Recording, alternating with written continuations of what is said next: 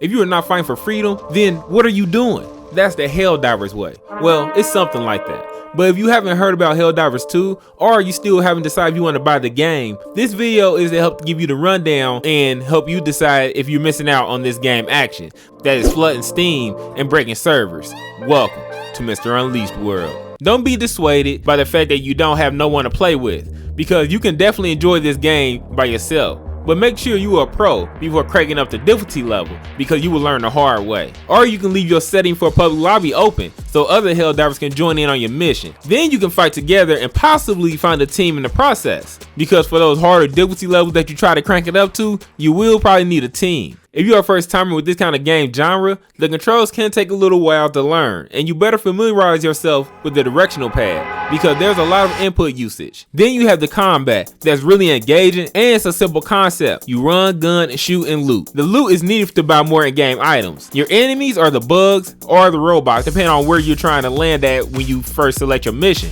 Both are engaging to fight, but I do find the robots to be a little bit more difficult to handle at this time, and that's probably because my levels are pretty low. I did struggle pretty good in the beginning, but once I learned the flow of the game, and now the easy difficulty level that I'm playing on, it's starting to be too easy. But I suggest easy mode for beginners, because this was my first experience with this kind of game genre in a long time. So don't be dissuaded by using an easy difficulty level because you think you're better than that, because the easy level is pretty still a good time.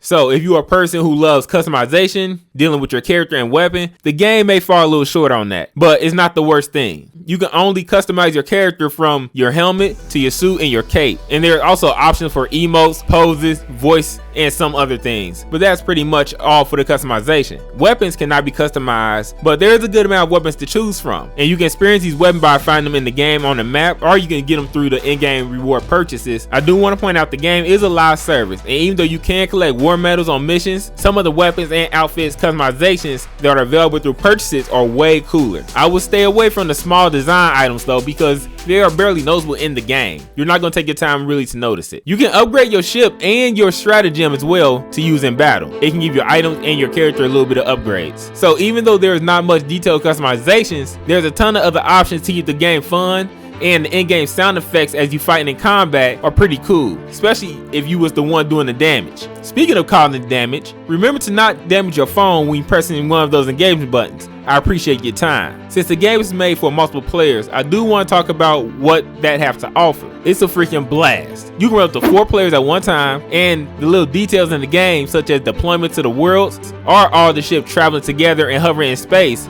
give the little triggers to the gamers like, hey, that's pretty detailed thinking. And there's a fun little aspect of it that I thought would be a problem.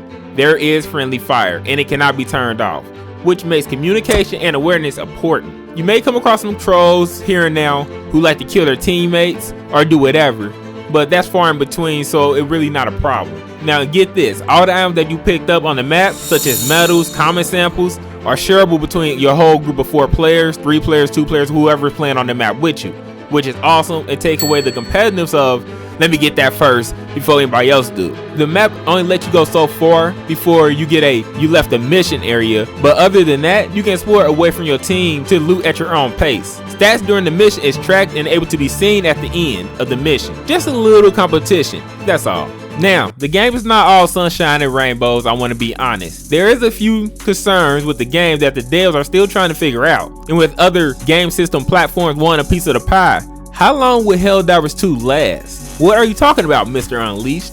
Well, the game is not on Xbox, and they are now wanting a piece of HellDivers 2 because they claim that it's not doing anybody justice for the games to be exclusive to PS5 and Steam. But the developers have a more bigger situation than that. The servers are not able to handle the workload of the people trying to play the game, and therefore causing people to go into these queues. At first, the server was at a max 150,000 users, so what I heard. Now, they increased it to 360,000, but that filled up in the first 5 minutes of people filling up those spots. The concern is how big can this game get before it reaches max and crash again. Right now it's taking a little bit of time to get placement into the game, so you end up in a lobby, but the time is getting faster. If they do get to a good number where capacity is not a problem, then you have to look at if Xbox users get access to the game, then that could affect capacity on another level. Right now XP is not tracking properly at the end of each match, so as a band-aid for the weekend, they was allowing additional XP from February 16th to the 18th. Yes, that time has passed. but I'm wondering if certain capacity issues are not fixed, then another additional XP weekend may be on its way. The bigger the game get, the more bugs that could be an issue.